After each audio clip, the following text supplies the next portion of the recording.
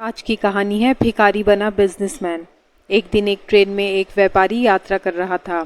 उसी ट्रेन में वहां पर एक भिखारी आया। वो भिखारी उस व्यापारी से भीख मांगने लगा।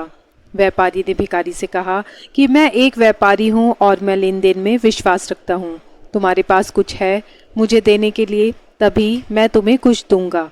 व्यापारी की बात ने भिखारी के दिल को छू लिया। अब भिखारी ने मन में ये निश्चय कर लिया कि जब भी कोई व्यक्ति मुझे कुछ भी भीख देगा तो बदले में मैं भी उसे कुछ न कुछ ज़रूर दूंगा।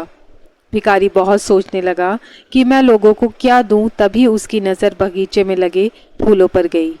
वो वहाँ से कुछ फूल तोड़ कर लाया और जो भी इंसान उसे भीख देता बदले में ये भिखारी उसे फूल देने लगा।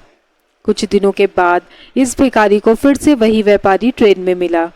भिखारी ने उस व्यापारी से कहा कि आपने मुझे पिछली बार कहा था कि अगर तुम मुझे कुछ दोगे तभी बदले में मैं तुम्हें कुछ दूंगा, तो आज आपको देने के लिए मेरे पास ये सुंदर फूल हैं।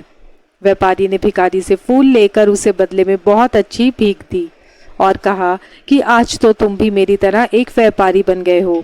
उस व्यापारी की बात सुनकर भिखारी मन ही मन बहुत खुश हो गया था और वो सोचने लगा कि अब तो मैं भी एक व्यापारी ही हूँ, क्योंकि व्यापार में यही तो होता है कि हम किसी को कुछ देते हैं और बदले में हमें कोई कुछ देता है। कुछ दिनों के बाद ये भिखारी और वो व्यापारी एक ही ट्रेन से जा रहे थे, लेकिन अब भिखारी पहले जैसा नहीं था। वो अब सुंदर लग रहा था और उसके कपड़े भी अच्छे थे। इस बार भिखारी ने व्यापारी से पूछा कि क्या तुमने मुझे पहचाना? व्यापारी ने कहा, मुझे नहीं पता कि तुम कौन हो, मैं तो तुमसे पहली बार मिल रहा हूँ। तब भिखारी ने कहा कि ये हमारी तीसरी मुलाकात है। मैं वही भिखारी हूँ जिसने आपसे प्रेरणा लेकर अपना खुद का फूलों का व्यापार शुरू कर दिया है। आज मैं आपकी प्रेरणा की वजह से एक बहुत बड़ा व्यापारी बन गया हूँ और अपने फूलों के व्यापार के काम से ही दूसरे शहरों में जा रहा हूँ। अगर ये स्टोरी आपको पसंद आई हो तो इसे लाइक कीजिए और मेरे चैनल को सब्सक्राइब कीजिए। Thank you.